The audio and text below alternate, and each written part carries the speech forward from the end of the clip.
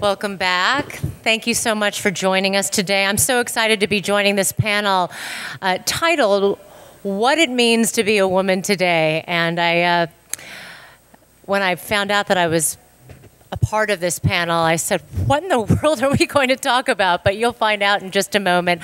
Moderating this panel today is Dee Poku, one of the founders of We. And Dee is not only a dear friend of mine, but she is smart and accomplished. She's one of the funniest women I know. And she said something to me today that really stuck with me. She said her latest passion is paying it forward. I think that is extraordinary.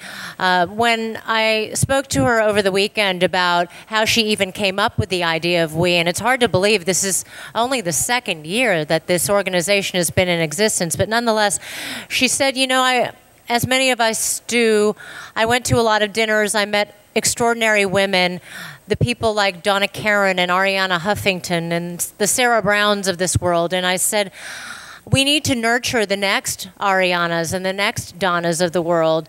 And essentially, she wanted to create an intergenerational dialogue, which is what we're trying to do today. And essentially, nurture tomorrow's leaders by learning from today's. In other words, paying it forward. And with that, I want to welcome Dee Poku and the rest of our panel.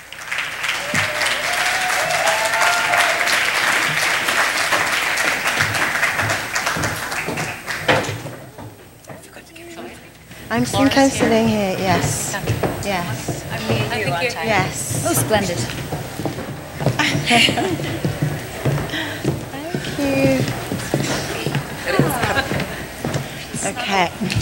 Water for all of us. Hi, everyone.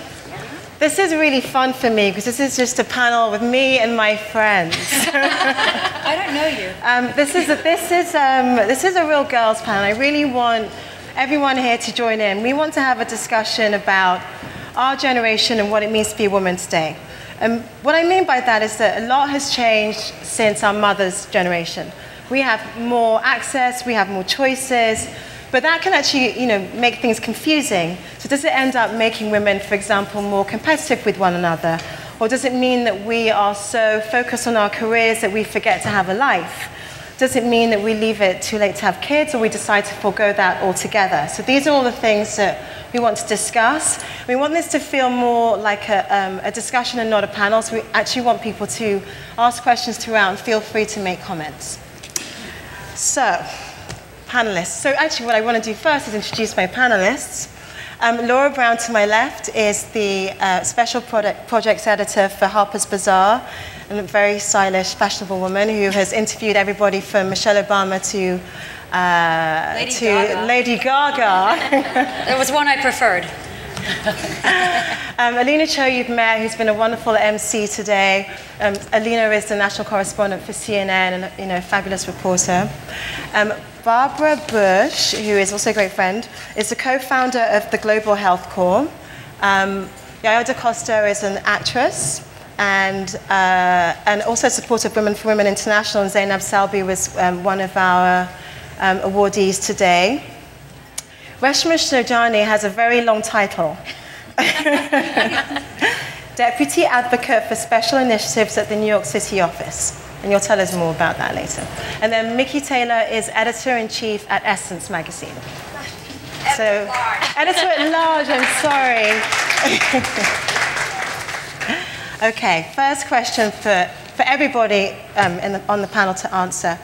Can you define success for you? What is success? Is that being a CEO with the corner office? Is that having a husband with 3 kids? Is that traveling the world and having sort of freedom of choice?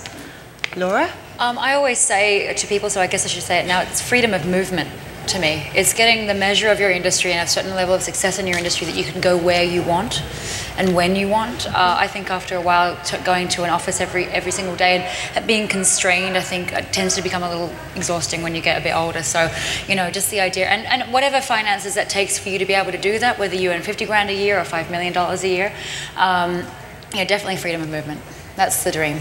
I agree with you in that, I finally figured it out. It really means being able to own your life. and to make those moves that make you feel affirmed, fulfilled, and fabulous. So you're right, you call it freedom of movement, but yes, it really means having ownership of your life. You can do that being editor at large. Yeah, you can do that. No one That's can find you. You can do that and more.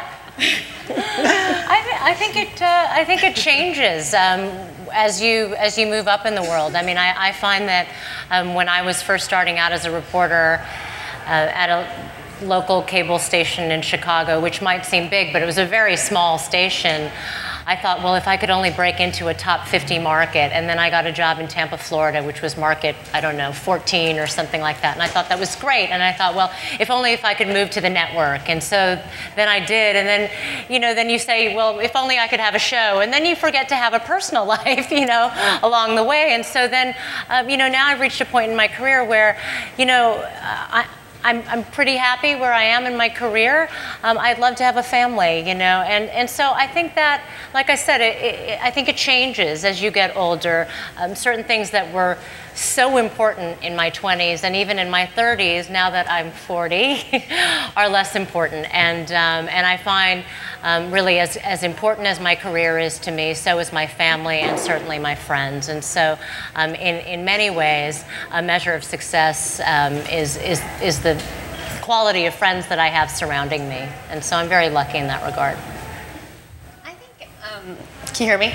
Yeah. So I'm just coming off of a 3-day silence retreat. So one of the, so hopefully I won't talk too much, but one of the things that we talked about is that everything has opposites. So I think that the definition of success is failure. And I think that oftentimes to really succeed, you have to fail first and fail hard and fail frequently.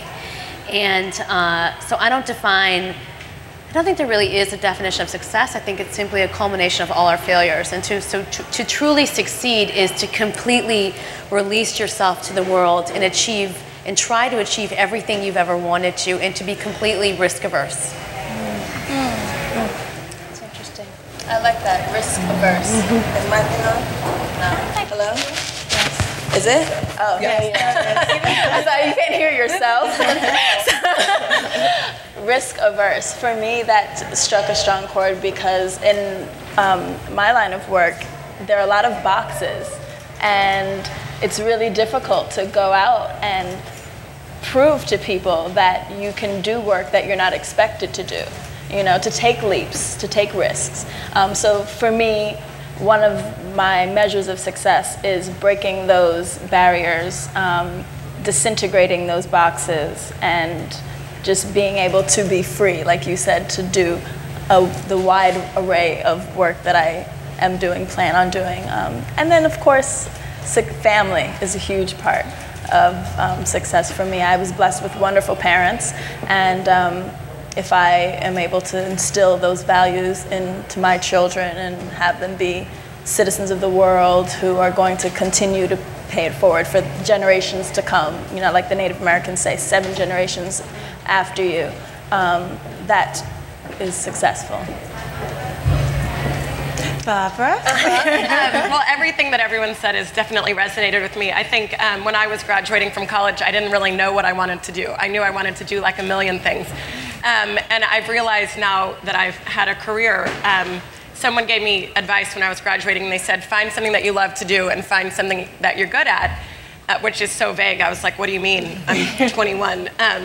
But I realized that what I loved doing was working with people, and I work in the global health space, but I couldn't find a job that was specifically what I wanted to do. And so I started my own job, and I started my own nonprofit. And I think I only would have been able to do that if I didn't have this fear of failure, and if I knew that regardless I had amazing people in my life that I loved, and that hopefully loved me also, then it doesn't matter if you fail, because you're surrounded by people that inspire you. And I think that really, to me, is probably the biggest sign of success, or what I think of as success in my life, is sort of who you choose to collect, to have in your life, and encourage you to pursue what you love and you're good at. I think that's so critical. You know, that is definitely a measure of success, your support network.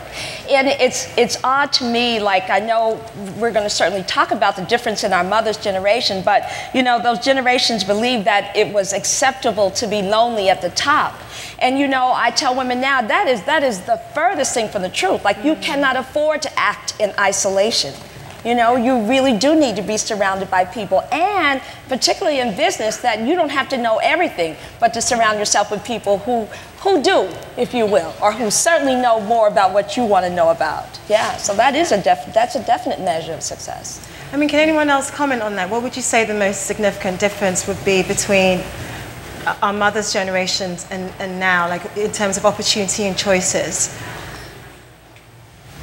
I'm a hard one on that because I feel obviously we have more opportunities. It's a given, but I think you make what you can of your life. You know, I'm a single mom.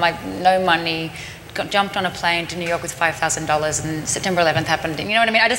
I feel like there's been women before us who have excelled, you know, to much greater degrees than I ever will.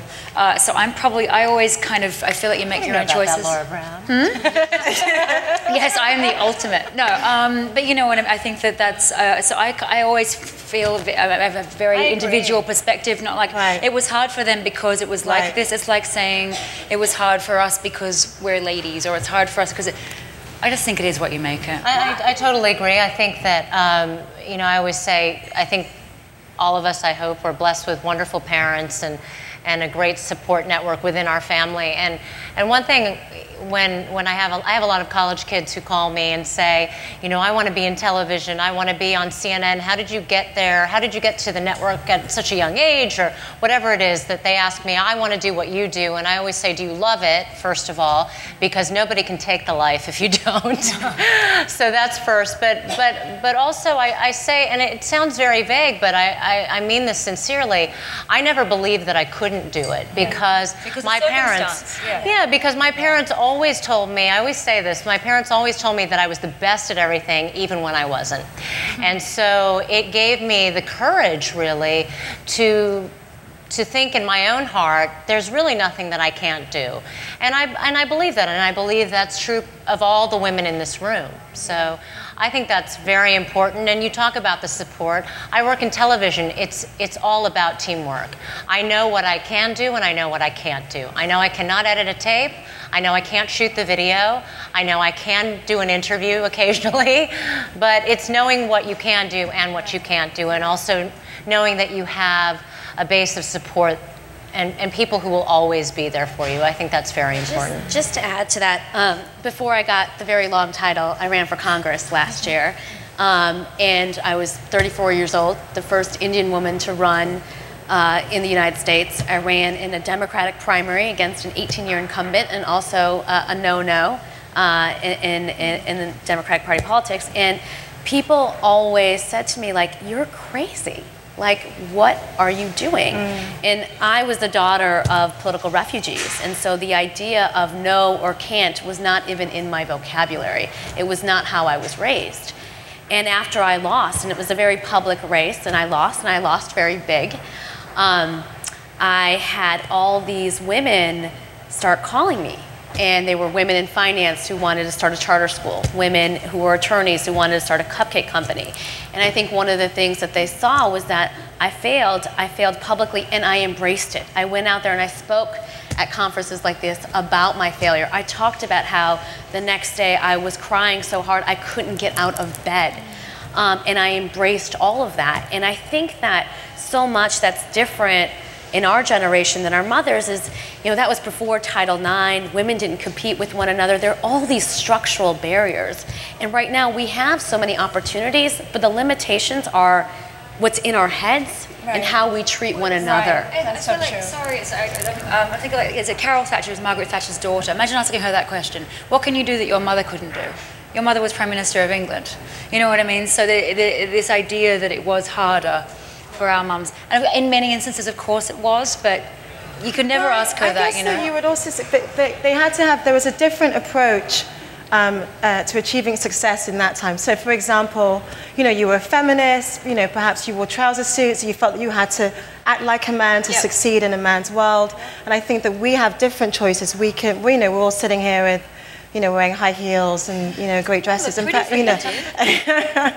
but perhaps we didn't feel that we could do that or sort of express ourselves as women then. So I would say that is probably a significant change. I think that industry to industry, that's still the case. I have a friend who works at Goldman who is every day, black suit, has to wear pants. I think that also depends on what sphere you work in. I think another difference too is that, women in our mother's generation, I can't look at my mother and say that because she was in entertainment, so her life was very different. But women who, came of age at the same time as she did, they had a lot of things handed to them in life in that, for example, they went out to get a job. We own careers. We use our gifts. We understand our purpose. They made money. We create wealth. It's just a totally different mindset. Okay. So, do you think, just to sort of go back to Reshma's point, do you think that as women we bear each other responsibility to support, encourage, and lift each other up? Do you think that as women we have to, in the same way that perhaps men have, if it still exists, the old boys network? Do women, do we have to sort of follow that same path? Absolutely. I'm in the process of writing a book, and part of the book is about disrupting feminism and the existing model of female leadership. And it's amazing. I probably interviewed 30 women, and not one of them had a female mentor.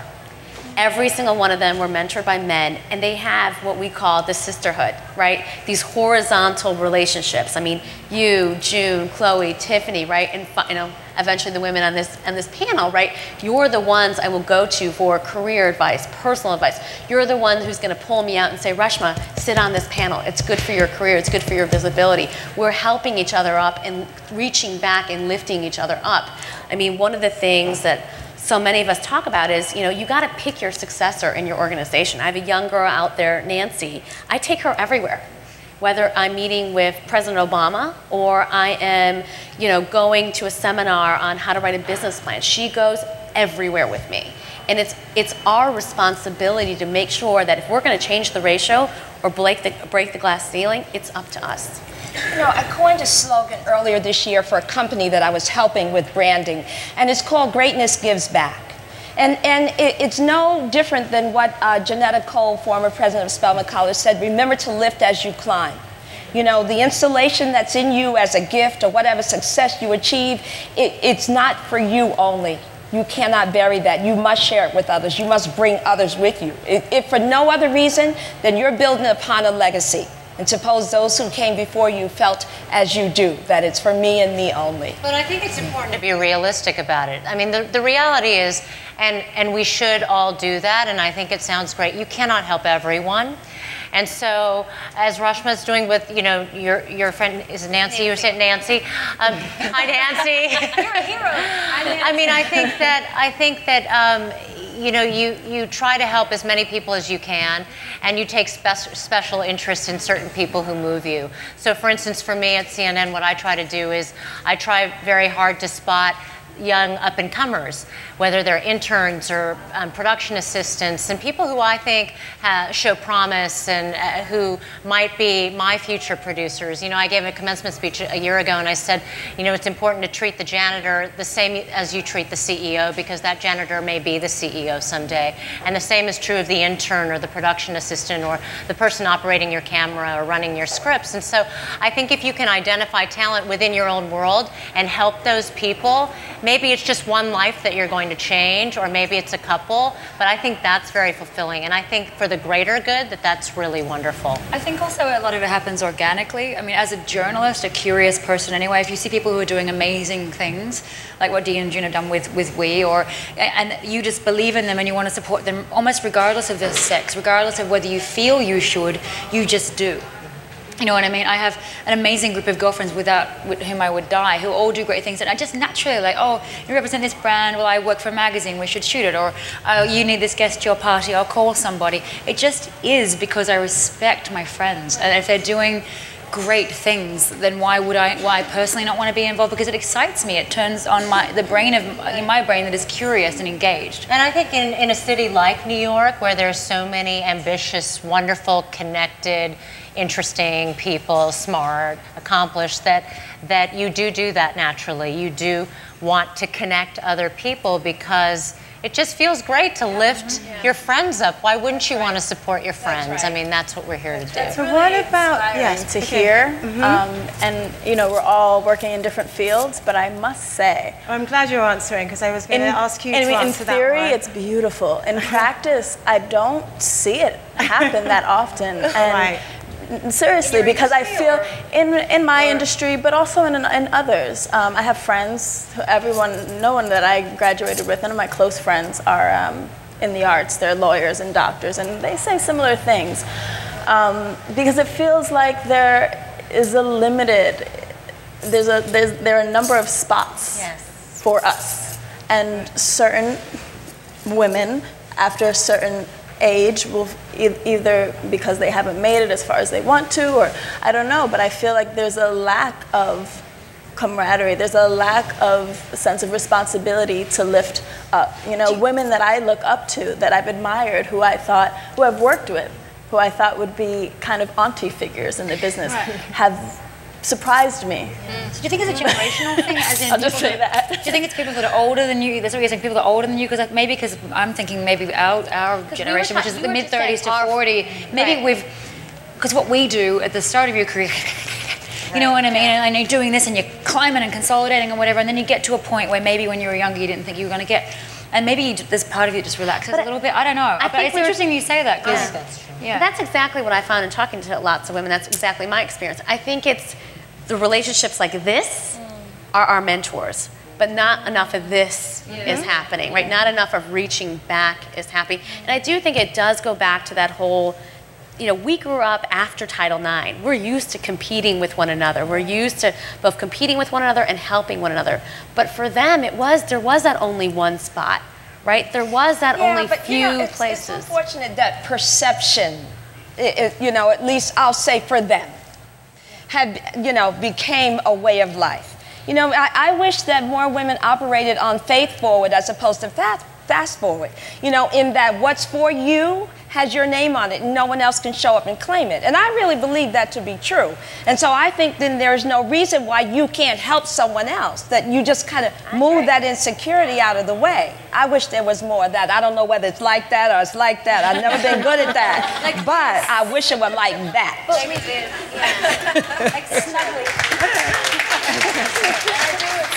I will say this. I do think but we got to call them on it, right? We got to. When we have panels like this, we have to talk about the fact that the sisterhood doesn't always exist. Well, I think it does depend. I mean, to touch on what Laura was saying, I think that, you know, when you're first starting out, you are really clawing your way to the top, and you're trying your best, and it's all about getting there. And I talked earlier about just sort of reaching a point in your career where, you know, it's not that you become complacent, because I always say you're only as good as your last story, but you do reach a point in your career where you think, you know what, we're all kind of, I was saying this the other day, it's so nice to finally be in a place where all your friends are really in the same place too. Yeah, and you are able to chill out a little bit, and maybe that allows you to help your friend. I don't know what it is, but ironic because we're in media and fashion, and we're supposed to be a pack of bitches, but not all of us. Okay, I want to segue a little bit into relationships. I think it's important. Because you're all very,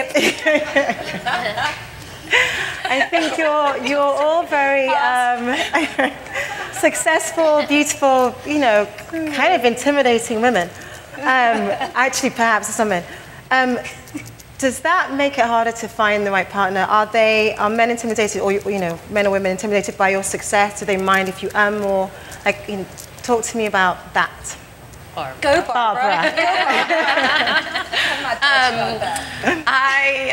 I don't know if they're intimidated. I travel about half the year. I spend a lot of time in East Africa, and so I feel like I'm not a very good girlfriend, but I want to be doing what I'm doing, and so it doesn't really matter to me. And I actually think that that is oftentimes more attractive to men. So it hasn't been a problem for me. Granted, I'm working in the nonprofit space, so I'm in a very fuzzy do-gooding space, which I think. But you also have another added layer. Right, I mean, I do, you know. But I'm very picky. Well, okay, so you got a lot of folks that are very picky. Tell us more about that part. Maybe he isn't born yet. I'm sorry. Go ahead. Oh, I hope he's born. I hope he's born. I'm sure he is. This idea of, and people say this, I mean, I get this a lot, frankly. Anybody that's like a prominent-ish person in the media or whatever, oh, he must have been intimidated by you or whatever, and it makes me want to sort of stab myself, because I'm like, come on. It feels like, because it's a lovely thing to say to people, but after a while you're like, really? Because what is this? Is this guy a mouse? I think that I continue to disbelieve the notion that a woman can intimidate a guy. I do choose a restaurant now, though. Good for you. Yeah. Wow. Yeah, big step. Wow, I love TGI Fridays. A woman can intimidate a man, really? Sorry? Apparently, I hear this. Wow. I hear I hear this too, but I feel like I've seen that. I don't believe that either, but I do think what can be intimidating is if you bring your title experience with you everywhere you go. Yeah. And I, you know, I had to tread lightly on this because I've been married to my Ken doll for 29 years. I'm just saying. I have. You know, but what I know, the real deal is that I didn't bring the title experience into the relationship. Right. And I still don't bring it home because it's not needed there. No. So then I can get the love that I want as a woman because I'm not trying to work it. Yeah. You know, if you want to be hugged and you barking orders, ain't nobody trying to hug you. Ain't nobody trying to hug you. When you're beating them. Yeah. Right. I do find though in relationships that it can be challenging sometimes because we're so used to being such doers in our jobs that I do find that in my personal life, sometimes you have to think, maybe I had to dial it back a little bit. Okay, so, you know, let the guy be the guy and try to not be meek, but just, you know, not bring all of that That's true. into the relationship. I'm telling you, I don't know how to use that vacuum cleaner. Yeah. Can you do that? How does this broom work? Girl, I just get null and void when I get home. No, I don't think any of this panel is reading the rules. You know what I mean? It's like, forget that. I think that you do strike a balance. It's hard if you're a communicative, kind of forthright person. Yes. I think sometimes, but So you why can't, do we have to? Why you do we have can't to dial it compromise back? that. Yeah, I don't. Well, yeah, it depends. I don't think you should become. I don't dial it back. I will say that, you know, it's taken me a while to find my partner, but, you know, I've recently got engaged, and I was very, thank you. I've always been really honest about who I am and where I want to go, and that, you know, and part of, in my relationship, you know, I took the time to make sure that he had gone through the ride of my first campaign, because this is the way our life is going to be. And I think that it's really nice to find someone that's really secure within himself. That's great. You know, he's an entrepreneur, he's passionate and ambitious about very different things. But let me tell you, when you know, the day after I lost my campaign, he was up in the morning, literally making my next website for my next campaign. And every morning he's like, what did you do to become president today? Like, he is on me. Wow. And I think that men like that exist, and I think that we have to go out there and find them, but we have to be authentic. I was never trying to be two different people. I wasn't trying to hide the vacuum. You know what I mean? No, but I wasn't trying to. I don't like to run the vacuum cleaner. I'm sorry, I'm not going to apologize for that. But listen, what I hear you saying that I love is that you developed a courtship, a relationship, and I think that that's part of it. You know, I was speaking to a group of women last week, and I said, we don't need any more married strangers. You know, we don't get to take the time to get to know one another. So I'm a believer in that that taking that time. I like you said, where you can show up in a relationship, be your authentic self, and you're not rushing into anything. Yeah, I think courtship is valuable. I dream about meeting a guy that I don't have to dial it back with. You know, I mean, I know those people exist. It's just I haven't personally found them. But Can I say balls? Balls. Yeah. Sorry. Yeah, exactly. But I mean, even metaphorically, just balls. Exactly. But it's a challenge. There's no doubt about it. I mean, I think that it's, and I think New York can be particularly difficult sometimes. I mean, you know, but you know, what can we say? You know, what can you say? Anyway, if anyone has any ideas, let us know. Laura and I, you know, we're tired of going out with each other. So. Yes. Although we look cute, right? We look cute together. Men with their women who's kind of were able to step back and look at them with pride, even if she was feisty or if she was having a moment, a strong moment, being like, oh, well, you know, that's her, that's my lady. And yeah, I agree with you about not dialing it back, because if you feel, I mean, I don't know, everyone's different, you know, but at least for me, when I'm at home, I need to be completely myself, because out in the world, we're doing so much acting, you know? And yeah, I mean, I recently, I think, found the one who actually is secure enough in himself, in his manhood, to allow me to be the strong woman that I am. And it's wonderful, because I didn't believe for a long time that it was possible. I've heard that word intimidating since I was 14 years old and never understood it. What am I doing? It has nothing to do with my career or success or anything. It's something about a certain kind of energy that women who know what they want and who are, you know, doers and movers attract. And unfortunately, it's seen as an aversive quality, but I do believe that there are men out there for all of us. So what value do you place on love and relationships versus career and success? It changes. Whoa. It changes. It changes as you get older, or as your life changes. I think when you're younger, I think then you get to a point and you're like, oh God, you start. I think if you're lucky, you get to a place in your career where you start to look over its shoulder a little bit, and you really get the measure of it, and you're like, okay, now I feel. But you have to feel calm in yourself before you can even take on the focus of love and relationship. There's women that want to get out of school and get married and have kids. God bless them. But I think in this sort of demo, you know, I think I can say that you need to feel a good sense of self and achievement before you can be in the place to even be ready for it. And then when you are ready for it, the value of that grows infinitely. I've always defined work as what you do, that it's not who you are, which is why I've always had both, the relationship and the career, if you will. Yeah, I never thought I had to choose one over the other. And so even in my early days as an editor, and even going back and forth to the collections in Europe, like my two youngest babies are 17 months apart, and they're grown now, but the point I'm making is that, so I pureed their baby food in the blender and froze it and went off to work or went off overseas or whatever, but I never felt that I had to choose one over the other. Right.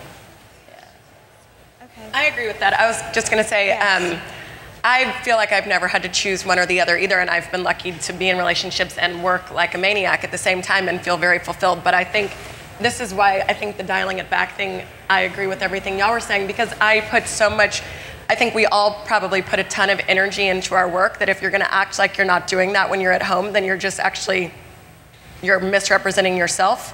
You're lying. But I think, I mean, to me, there's never been a pressure of choosing one or the other. And probably I think that, you know, you set that standard for yourself, and I wanted to have both to be happy, so. So if you looked back at your sort of, say, your 21-year-old self, is there anything that you would like to have done differently? Or do you feel sort of quite happy with, you know? That was just a few years ago. Well, I didn't show up early. It just didn't. Like, what have you There's learned? something that I wanted, you know, that old age, that wisdom comes, at least comes more and more with age. I found that to be true. So some things, had they showed up in my life, I wouldn't have been able to show up ready to meet them. So, yeah, I'm really happy. I think you've got to work. I mean, I can drone on about this for ages, but sometimes I meet 21-year-olds now, especially in my business, who are so entitled. It's stunning to me. You know, why can't I go to that shoot? Why can't I do this? And everybody's like, yep, right. You know what I mean? It's like, you have to work. You have to get out there, and you have to engage yourself in your business, and you have to be humble. Can we talk about that a bit? Because I think a lot of that has to do with the advance of technology and access, right? You can you can literally DM Richard Branson, and it's always so amazing to me. I mean, when I was 21 and I was trying to get a meeting with Hillary Clinton, it'd be like, when are you free? I'll show up at 6 a.m. Like, and now I get I get requests saying, can I meet with you? I'm free from 7 to 8 on Tuesday and 3 to 4 on Wednesday, and I can't do. And it's like, stop calling me. But I think so. Part of me, when I get that email, I'm like, go girl. I love the fearlessness. I love the strength and the sense of self. But the other part of me is I don't feel like they're as self-aware in the way that we are, right? No one has been there to teach them and to guide them in the way that I feel like we got so much guidance. And so I do think it's really important for us to be sharing these lessons. Go ahead. Yes. I think that's a little contradictory. You were just saying that these girls weren't there to get guidance, but earlier you were saying that you didn't have the mentors up, that your mentors are across. So there's a little bit of a, maybe you could just talk about that for a second. Do you see what I'm saying? Hear that question? Will you stand up? Sorry. Sorry, she was just talking about the fact that guidance, and that you go girl, this younger generation, they've had this guidance, but yet earlier everyone was talking about that there hasn't been this mentorship. We haven't gotten mentorship from women, right? But we've had guidance in our lives, either from men or from like our jobs or from one another. And I think though part of the thing is that the way that I think young women are grow up, and the way that they go through the system, be it school, be it, you know, all the stuff that's out there for them, right? It's like, I can't fully put my finger on it, but it's like I feel like they immediately feel like they should be like arguing the case in the courtroom, right? There's It's the access point, right. It's the access and the entitlement that can come with that, as opposed to, I think, the guidance point, which still stays. But it's like, oh, well, if I can do that, why can't that happen for me now?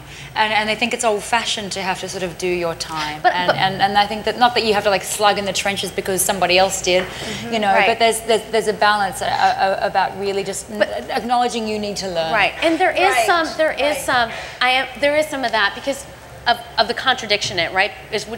And I feel that within myself because, you know, when I ran for Congress, people are like, you should go run for city council, you should go run for state assembly, you didn't wait your turn in line, right? Go back in line and run 15 years from now. And I super resist the whole idea of waiting in line, and I think every woman in this room should apply for the job they're not qualified for, right? But that's a little bit different than what we're saying here about the sense of entitlement and like knowing kind of all the baby steps that you need to learn in the way that you interact with people and how you're able to get that knowledge out of others. And social nuances. I mean, you just don't have it when you're 21. You don't have the way to navigate, you know, grown-ups. You know, you haven't traveled as much. I will keep saying like, all right, that bloody kid, put a backpack on them for 2 years, go to Europe and then come back and talk to me. You know what I mean? When you've seen something of the world. So I think that's crucial too. Who are some of your role models or mentors, and are they necessarily women? Well, my mother was my role model. She was fearless, you know, and all of her affirmations were "I will," as opposed to "I wish" or "I hope to," or, you know, anything like that. She used to also walk the floor in our house and say to all of us that she didn't raise any quitters. And so she taught us to commune with our successes, that is to identify with our successes as opposed to our challenges. Right. You know, she also taught us not to let things stand in the way of what we didn't have, but to, you know, again, get busy with what you do have and to use your gift. So she was, you know, there are a lot of people that I've worked with, that I've admired, that I continue to admire, and I have takeaways from all of them. But my mother was my role model. I agree. My mother never worked outside the home, but she was and continues to be an incredible role model for me. And one thing that she taught me that I never forgot, and I tell this to a lot of young kids, is that I believe very strongly, particularly in my business, that as fast as you rise is as fast as you fall. Slow but steady wins the race. So I've never been interested in going this way with my career. I've been more interested in sort of going this way. And I think that's the key to longevity in any business, whether it's media or whatever it is that you choose to do, is to just look at small steps. You know, I interviewed Marc Jacobs recently, and I said, you know, how do you get through all of these collections? You do your collection, you do Marc by Marc Jacobs, you do Louis Vuitton, and I said, is it 1 day at a time, 1 hour at a time? And he said, 1 minute at a time, 1 second at a time. I really can't even look past that. So you just kind of look at the next step, you know, and you look at people like, for instance, Katie Couric or Diane Sawyer, and you don't remember the story that made them a star. It's the culmination of their work over the years, and I think that that's really important. I think Hillary Clinton, who I've gotten to know just a little bit in the last couple years, I was lucky enough to profile her for Bazaar, and obviously a role model for many for a long time, a lightning rod for a long time too, has really hit a stride in her role. But what I admire about her is that she has this role, but she's still a woman. And one of the best things she told me, we were talking about WikiLeaks, was it had just broken, and but then she could talk. She was as girlish as could be. She was like, I mean, I have all this going on, but you know what makes me happiest? My big pink bag. Every woman, how can you have a bad day when you're carrying a big pink bag? And I was like, touche, you know. I mean, but you know, she's compromised none of that to be, you know, she wears her pantsuits and there's all that, you know, that argument. But yes. She's still she's open and engaged, you know, with you as she is with any world leader. And I think she's a lesson to all of us in how to have an extremely powerful role and still keep a sense of self and a sense of humor. This woman's laugh is incredible. You know what I mean? You can hear it coming. So I think that, you know, I think as an inspiration to women as a rule, but a more recent one to me, certainly. Are there any comments, actually, before we continue from the audience that we should? So I do want to have some. There's a woman here. You need to wait for me. Hi.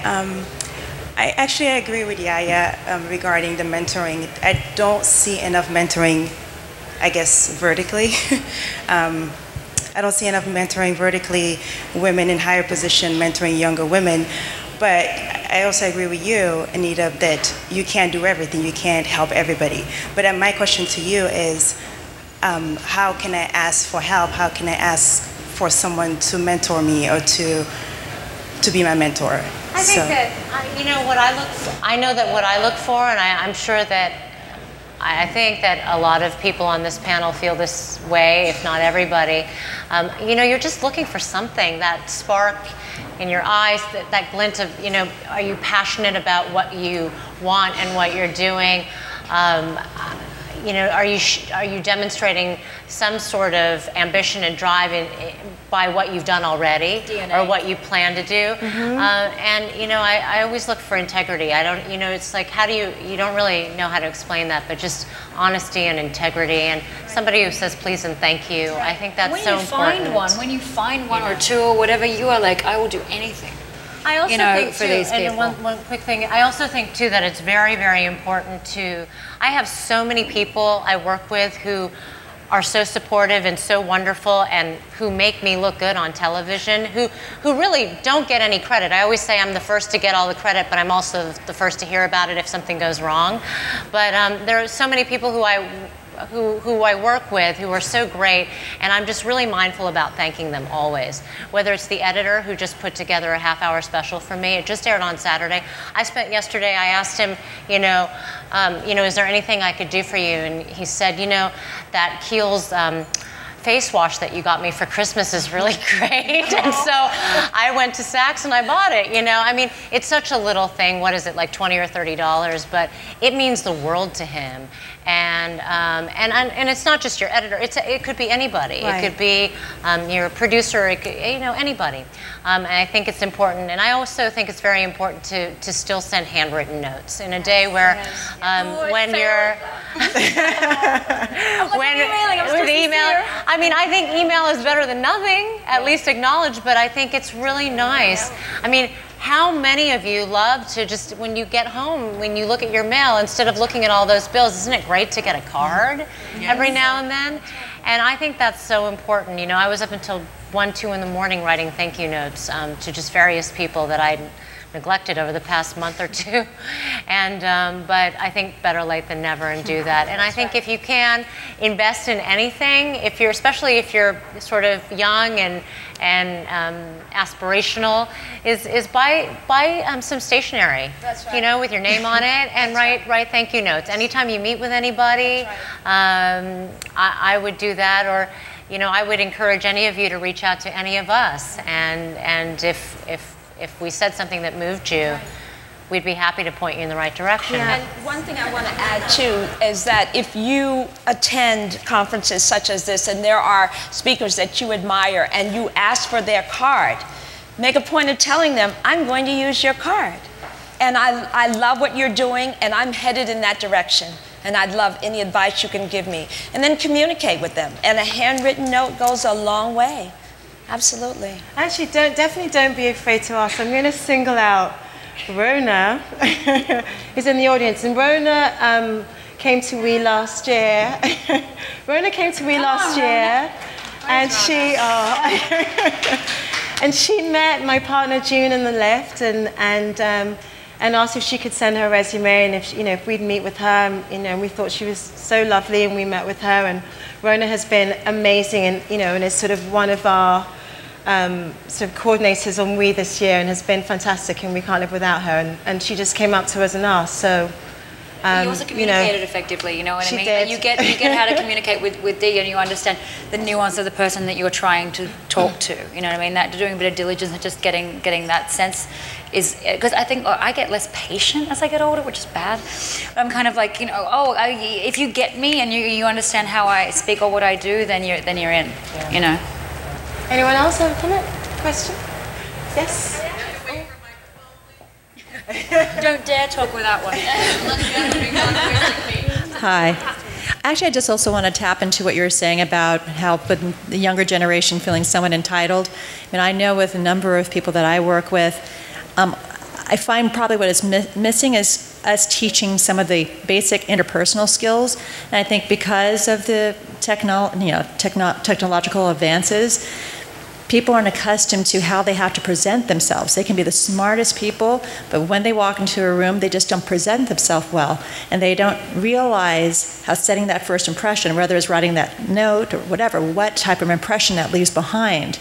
And I think those are the types of things that we need to pass on to the next generation and make sure that we bring them along, because they have the skills and the ability, but there's some of these basic things that they just don't realize, in a sense, off the wrong impression. I think that another thing my mother used to always say to me is, don't dress for the job that you have, dress for the job that you want. So I think it's important, and you can take that literally or figuratively or both, but I think that you need to present yourself well, and whether that's shaking somebody's hand firmly and looking them in the eye when you speak to them, or sending them a thank you note when after you've met with them. I think that all of those things are very important.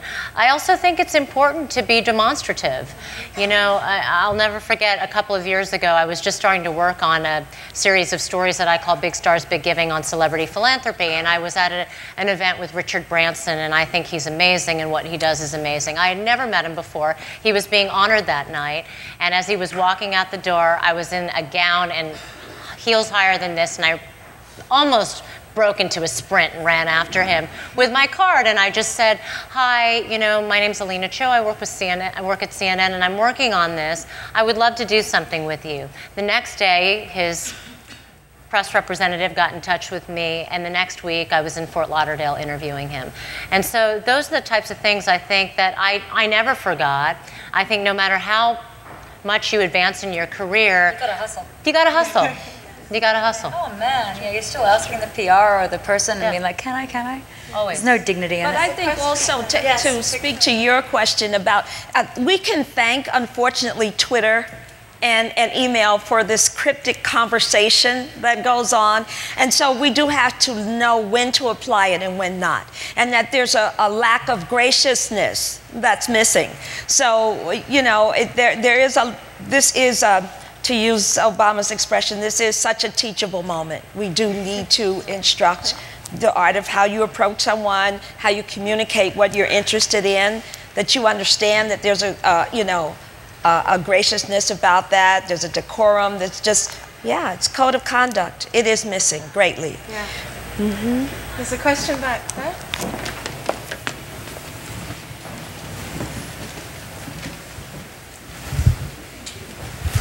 Hi, my name is Tanya Miller. I'm excited about this panel because it's a subject that I've been thinking about for a minute. I was actually sharing it with a couple of friends, girlfriends of mine. And I mean, we're talking about mentoring, but I also feel like we are sort of the first generation. I know for me, the first generation who's a woman who's lived this life.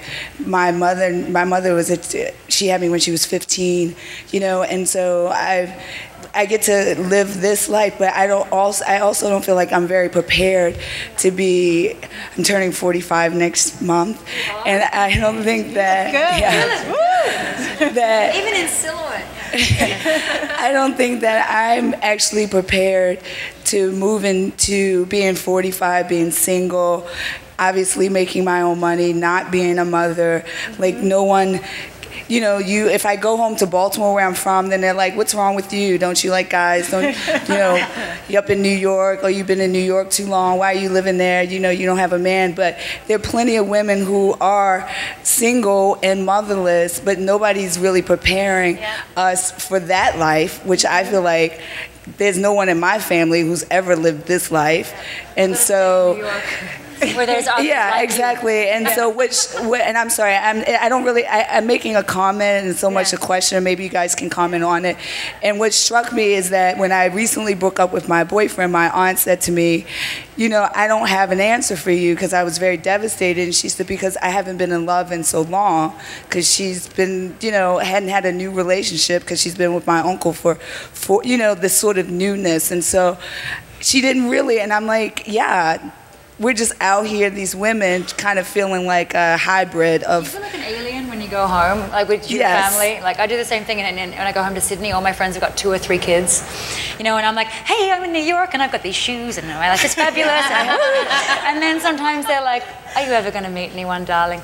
You know what I mean? And I'm like, okay, see you, I'm going back to New York. It's hard, I think. But you make your own choices, and oftentimes they're like, I wish I could be doing what you're doing. Well, it's so.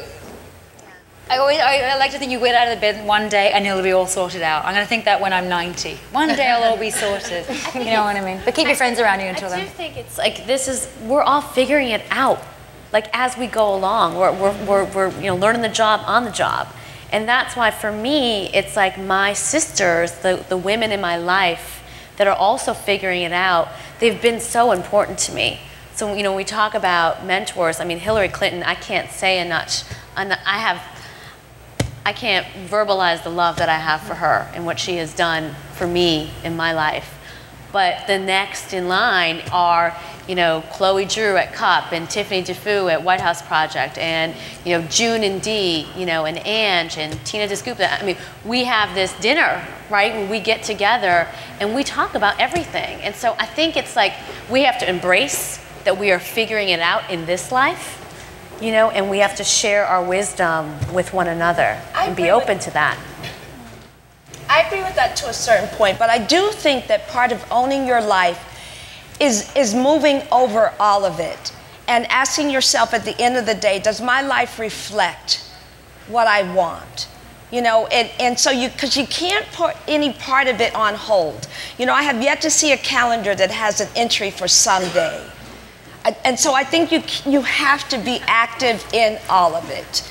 You do. And so if you want babies, if you want this, and the tidal experience, and you want to be traveled, and you want that time for self, and then that means that you have to be active in all of it. If it's time for self, you have to get used to making sure your name shows up on your schedule. If it is about meeting somebody, defining what do I like to do. If I like to go to auctions, then that's where I'm going, because it's not going to happen at the desk. But I do think you have to involve yourself in every area. But I think the thing is you still need advice, right? Like salary negotiation, right? It's like we talk to one another and we're equally getting screwed, right? So it's like there's no guide to go to, because our mothers didn't have to deal with that. And so they didn't have the script. And from that point, like you said, we are figuring it out. So we are creating the script. But let's define it. Let's not, I don't want to see us, like going back and erasing it, like tearing this page out. Oh, well, no, that didn't work. And no, let's define it so then that we do have something to give someone that's meaningful. I have to wrap it up, but I can't wrap it up without taking a comment from Sophia. Sophia? What would you like to say? What you got? What you got? I just wanted to, because I like to be honest and real, okay? And I'm the other side of 40. But I had my child quite early, so I've done that. Okay. And I'm wondering whether we're all kind of slightly in denial. This whole idea that there are lots of men out there, that someone's going to get you, and whether, I think, Mikki, that you may be right, that there is a point where you have to admit that you can't wear the same hat in both your houses. And adapt yourself to the fact that a lot of men are going to find you intimidating. If you want love and you want children, you may have to make some compromises, just the same as you do in your career. That's it. All I'm saying, and I know that struck a chord, but like I said, I don't need to be editor-at-large in my house. She's not needed there. I'm not going to take it back. You're in-house. Yes. To go back to what this other woman was saying about about reaching a certain age, making certain decisions, we don't have precedents for this now. And all of my friends between the age of 30 and 40, some of us are making decisions that, just because this is what I've been taught, this is what I'm supposed to want, what I'm supposed to do, because everyone will think I'm crazy if I'm not, doesn't mean that it's actually what I want. That's right. And it takes not judging each other and supporting each other through these decisions. I have a number of friends who are just like, it's okay. I don't need to be a mother. That's not necessarily why I'm on earth. And that's okay, and I'm not judging that. I know that I'm supposed to be, and then, you can be an auntie, great. You steer you end up steering yourself too, I think, in the way of, and not that necessarily you can't be this and can't be that, but like, okay, I got 6 invitations to fashion parties this week. Maybe I'm not going to go to 6 fashion parties. Maybe I'm going to go to a bar or go on with my friends or something, because you know that the track that you're on, which was seductive at one point, is maybe not so much now and something else appeals to you. So I think if you've got your, you navigate, you change. Yeah. Ladies, thank you so much for sharing. I loved it. Thank you.